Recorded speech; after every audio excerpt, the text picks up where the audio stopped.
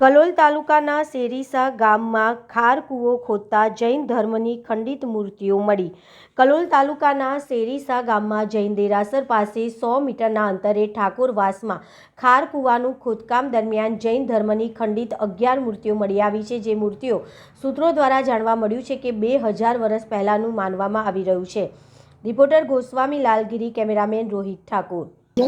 રૈજીજી સોમાજી ગામ સેરીસા લગભગ મારી ત્રીજી પેઢીમાં અહીંથી નીકળેલી પ્રતિમાઓ।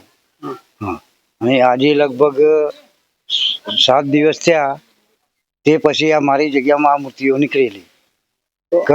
મકાન કઈ રીતે નીકળેલી? જે મારા ભત્રીજાનું ઘર બનાવતા હતા અને ખાર કૂવો ગોળતા હતા તે અંદરથી પ્રતિમાઓ નીકળેલી। કેટલી મૂર્તિઓ હતી? લગભગ 11। Dinesh Kumar Chimanlal, Senaniji Kalyanji manager, assistant manager. 21 તારીખે લગભગ 4 વાગે અમને ખબર પડી બરોબર કે ભાઈ રમેશભાઈ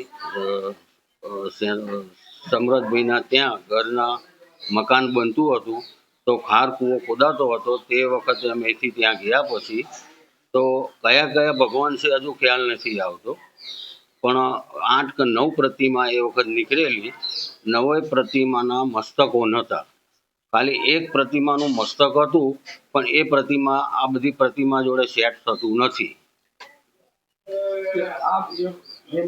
કેટલી વર્ષ જૂની હોવાનું અનુમાન લગાવ્યું? આ એવું કહેવાય છે લગભગ 2000 વર્ષ પુરાની મૂર્તિઓ છે।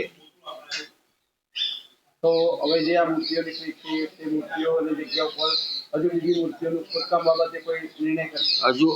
હજુ કોઈ નિર્ણય લીધો નથી। ટ્રસ્ટી સાહેબો અહીંયા આવશે, જોશે, जगह जोशे, પછી શું નિર્ણય લેવો એ જાણ કરશે।